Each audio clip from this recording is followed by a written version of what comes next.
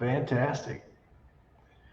All right. Well, welcome everybody. My name is, thank you all for joining us for our next live fireside chat. My name is Alan McBride. I am the camp director at Camp for All, based here in Burton, Texas. And if you're just joining us and you don't know much about us, Camp for All exists to transform the lives of children and young adults living with challenging illnesses or special needs. And by delivering a unique and truly barrier-free camp experience year-round. And Camp for All also collaborates with multiple nonprofit organizations to enable thousands of campers and their families to discover life.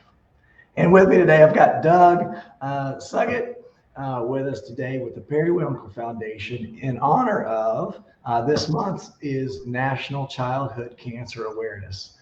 So a very special guest is Doug, Executive Director of the Periwinkle Foundation.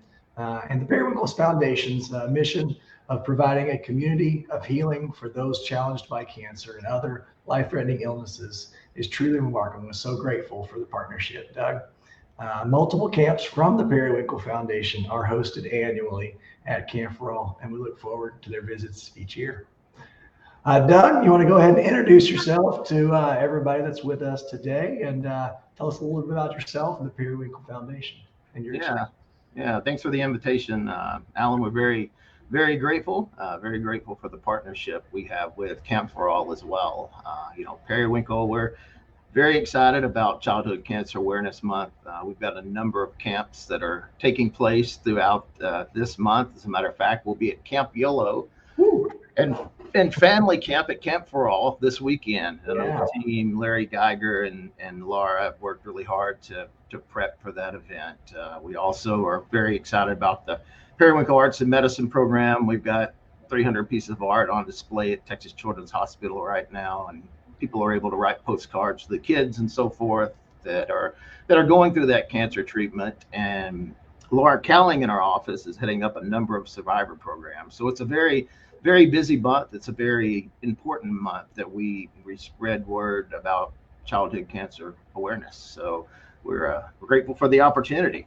That's wonderful. So 300 pieces of art, is that those art pieces, are those created by patients, or tell me more about those 300 pieces of art? I'm curious.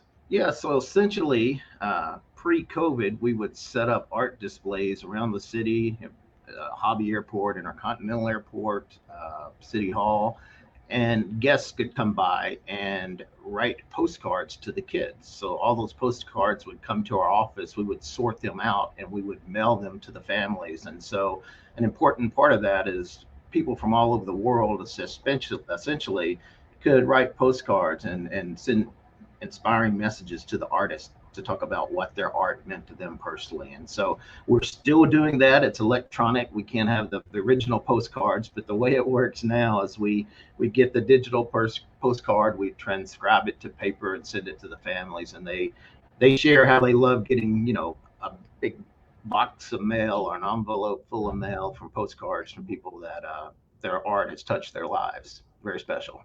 Very neat. Can you tell Doug, how did the Periwinkle Foundation come to be? What's the history behind Periwinkle Foundation? Yeah, the Periwinkle has a long history. As a matter of fact, next year we'll be celebrating our 40th anniversary of the Periwinkle Foundation, and then the following year with Camp Periwinkle. So our founder, who I know you're very familiar with, Dr. Paul Gerson, who's a doctor of radiology at the time, his story is he was walking the floors, the cancer floors at Texas Children's Hospital and MD Anderson. And he states all he saw was, grieving parents and, kids that weren't happy. And he said to himself, we have to do better than this. And so he went to Dr. Fernbach, who actually started the cancer center at Texas Children's Hospital, and said that he wanted to take these kids to camp. He had heard about the Paul Newman camp, and he knew we could do something bigger in Texas. So Dr. Fernbach signed off on that request, and that summer of 1984, they took a group of about 40 campers out to camp. And as you can imagine, it was probably structured but unstructured, and that they just loaded them up from the hospital. They came from their homes, which had been very isolated, and made the trip out to camp and really had a magical week. We see a lot of the photos and first photos from the camps and the smiles on the kids' faces. And you guys see this week to week with the impactful work that y'all do at Camp for All. But when I think the true magic happened is when the kids came back. And what Paul said is they noticed a level of optimism in the kids' voices about not only their treatment, but their outlook on life. And so Camp Periwinkle is what set into motion the Periwinkle Foundation. And today we do a series of camps throughout the year, about 7 camps throughout the year, not only for teenagers, Camp Periwinkle, but for Camp YOLO, which is for teenagers 13 to 18. We have family camps that are designed for families who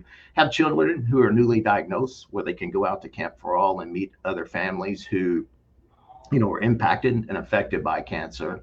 And we do a day camp as well for camp in the city. Essentially, kids get to come out to camp for the day and then go home. So, the camp series is one of the important programmatic components of what we do as an organization. So outside of that, the Arts and Medicine program, where we collaborate with numerous artists and groups, Riders in the Schools, Purple Songs Can Fly, young audiences, and bring them into the hospital to do programming while the kids are going through cancer, either inpatient or in the outpatient clinic. And then we have our survivor program. So in summary, what started off as a single summer camp for children living with cancer has evolved into an organization that provides services to these kids and families throughout a lifetime.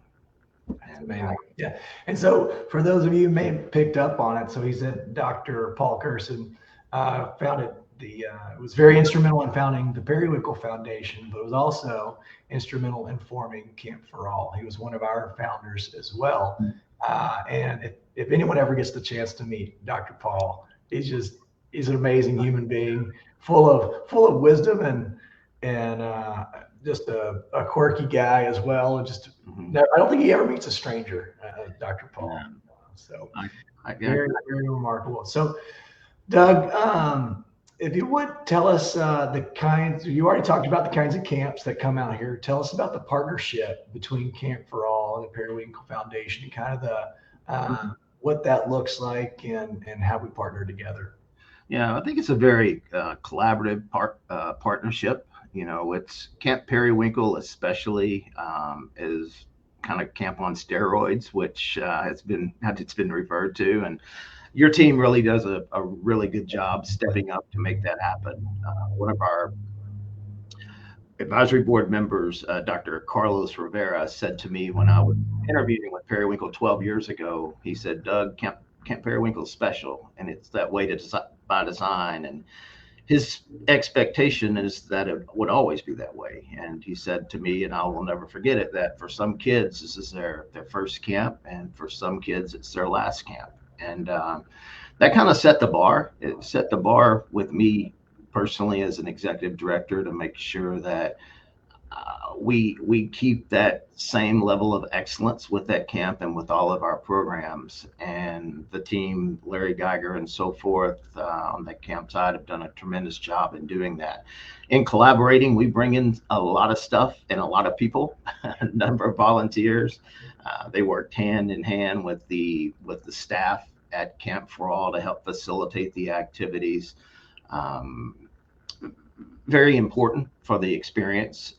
Alan, you, and obviously Pat know the organization Periwinkle inside and out. And so having that knowledge and that expertise and making sure that it's conveyed to your team has really enabled us to provide that magical experience. For next year, it'll be 39 years for the foundation and then 40 the following. So it's a great partnership. It's I think we both have a lot of responsibility to touch these kids' lives and providing the platform to do it, and y'all do.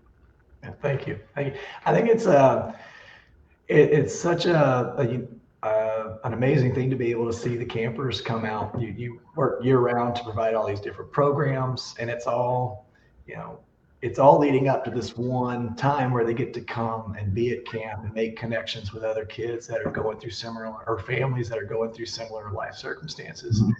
And what I love about Doug, you're always here whenever they arrive.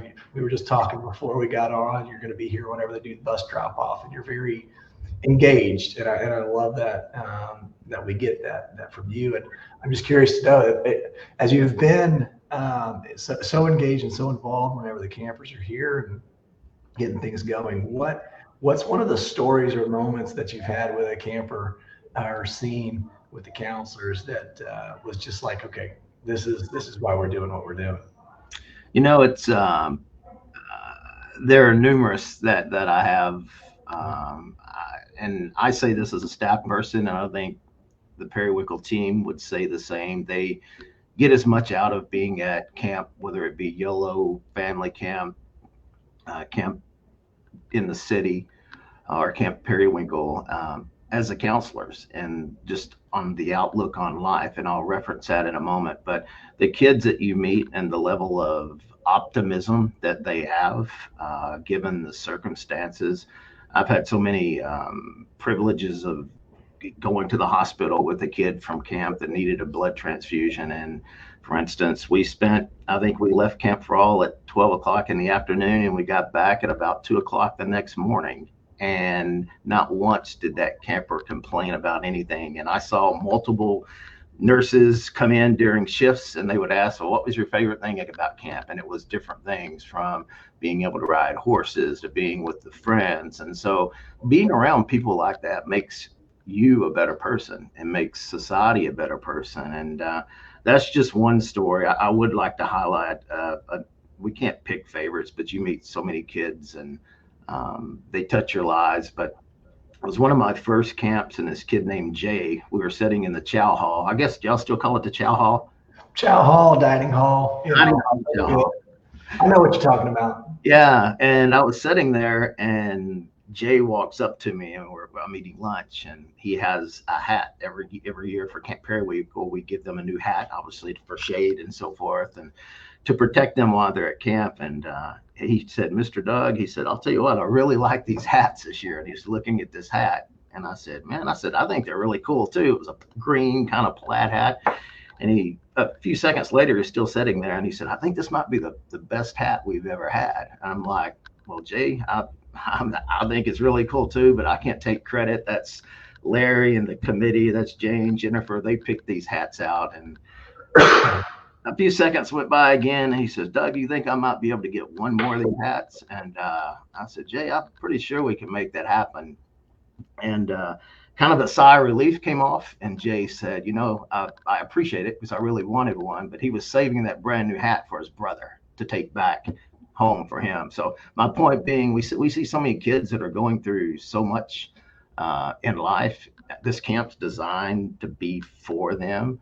But so many of them are thinking about their brothers or sisters or siblings that may not have been able to attend that particular year to share the goodness, you might say. So I think that kind of shares the real impact of what camp's all about. They want to take some of that magic, whether it's something tangible or experience or a song they learned, and share that with their siblings or families. And that keeps me motivated as a person.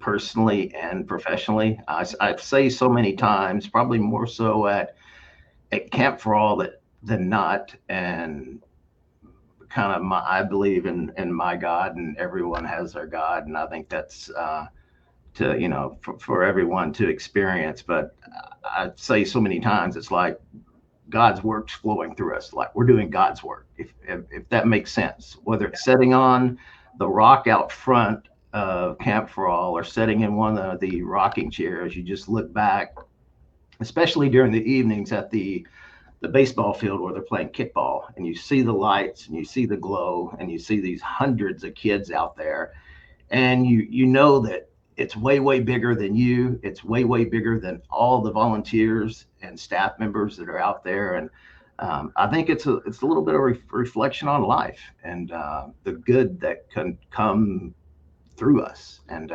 so I've got many stories there to share, and it could go on, but it's powerful. It's very, very powerful.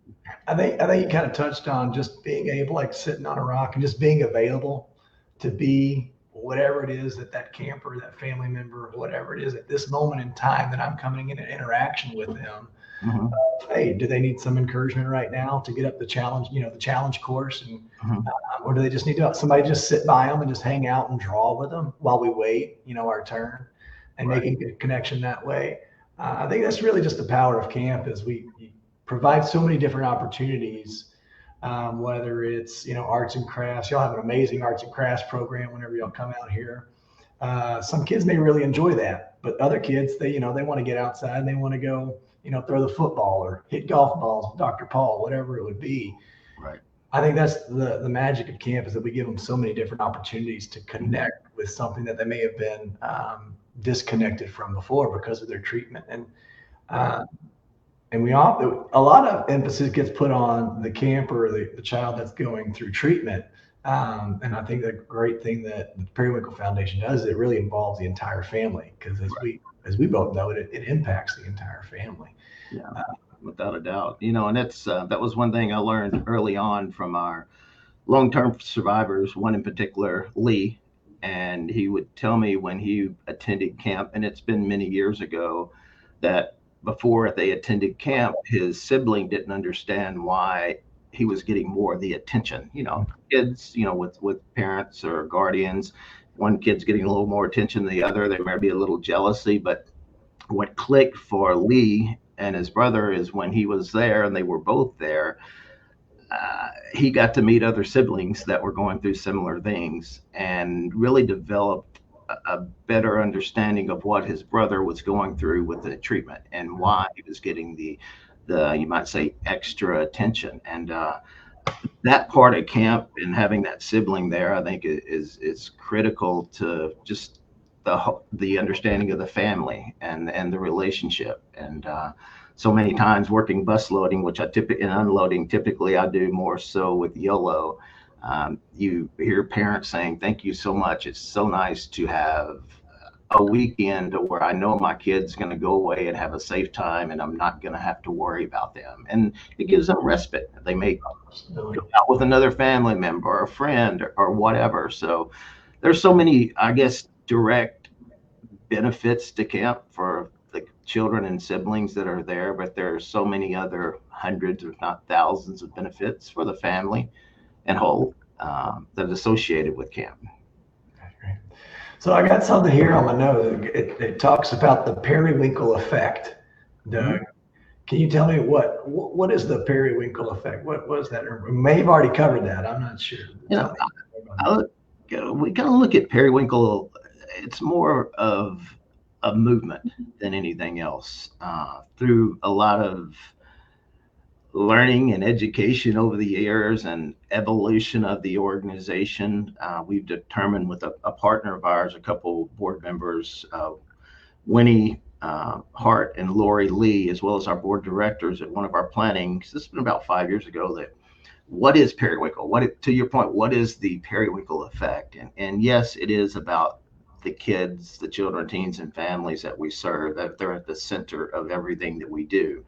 But you've got the hundreds of volunteers, you've got committee members, you've got board members, you've got these fundraising events and everything that we do to raise money so that these programs are free of charge for the patients and families. You've got the staff, and what we determine is Periwinkle is a community, and we defined it and trademarked it as it's a community of healing. It's all these people and resources that want to come together to improve the lives of the children and families we serve. And I guess the beautiful thing about it, in doing that, they get as much out of it as we do.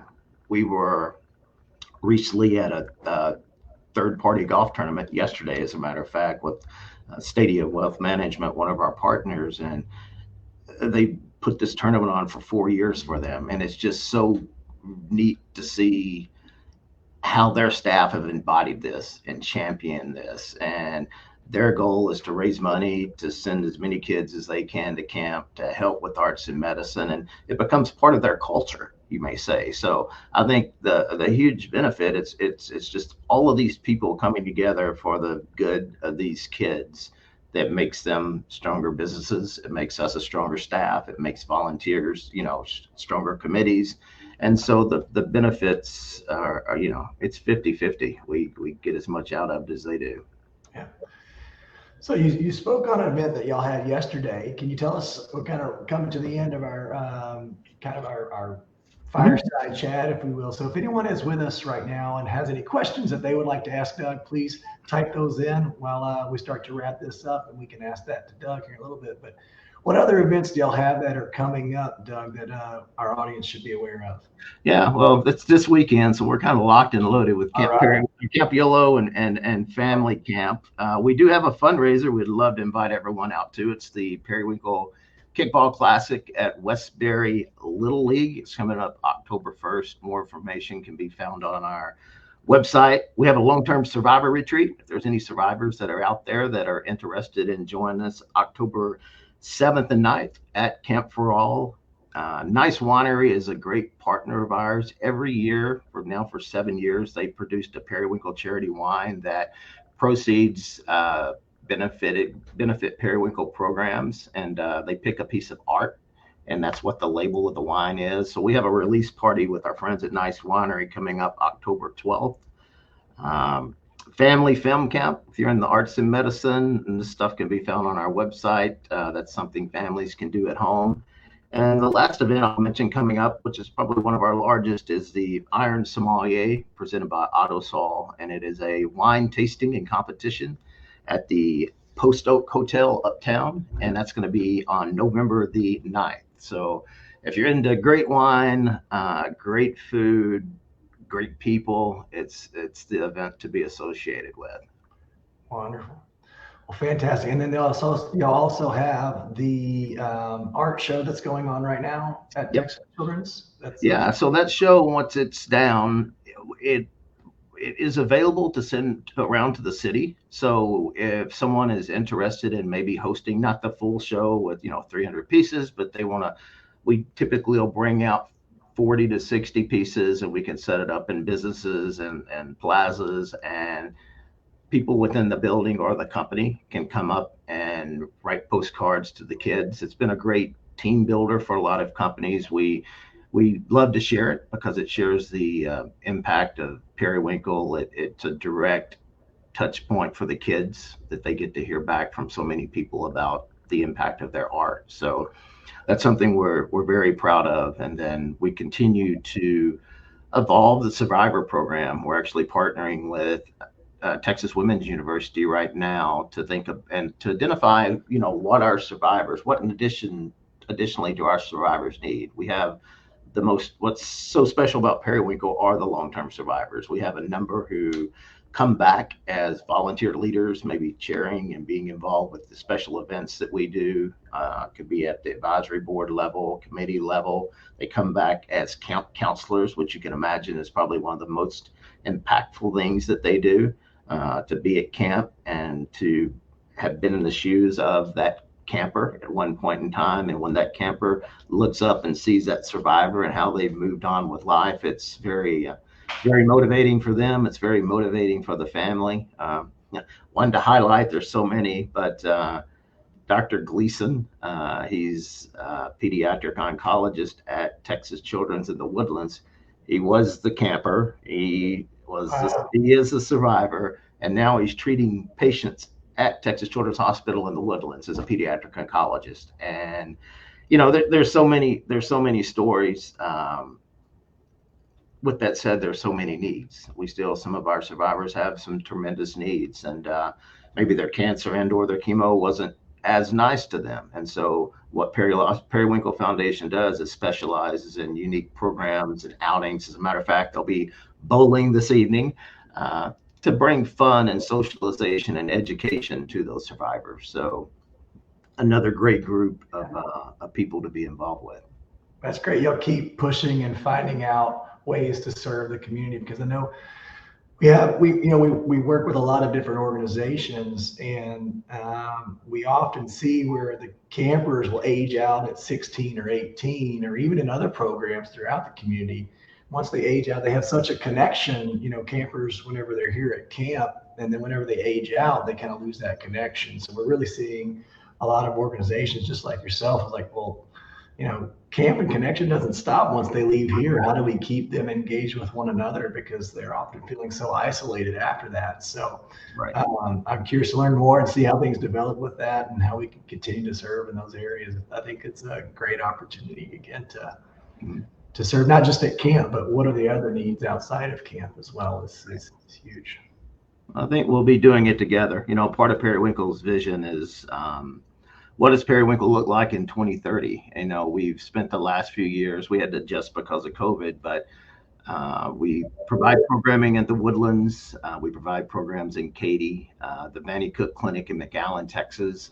Austin will be opening a hospital in 2024. We want their patients and families to have access. So we have to think about organizationally, what do we look like, and from a structure standpoint, because our number one goal and vision is wherever there's a Texas Children's Cancer and Hematology Centers, we want their patients to have access to our program. So the organization will, continue to grow. Fortunately, we've got some amazing staff members who go above and beyond. They don't work in silos. They help out at golf tournaments, at camps, at different events. And I got to give them a plug as well, because Periwinkle would not be where it is today without the amazing staff that we have, and the amazing board and volunteers, and the partnership we have with Camp for All. It's I won't say it's like a marriage. I guess it kind of is in a lot of ways. I mean, we're dependent on each other, and the ending outcome of it is like so much for these kids and families, and that's what it's about.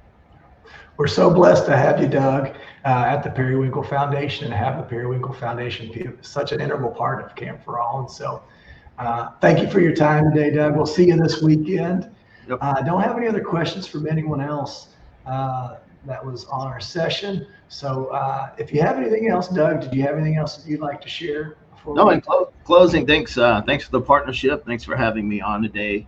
Thanks to the community of people that support the Periwinkle Foundation. If you're interested in learning more, feel free to reach out to us at periwinklefoundation.org. We have an amazing community engagement coordinator named Jared Walton. He will find the right fit for you. So feel free to reach out, and we appreciate the opportunity.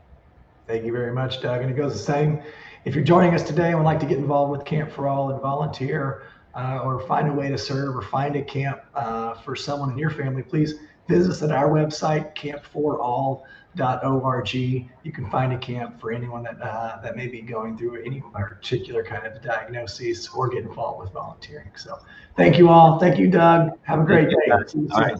You too. Thank y'all. Bye-bye.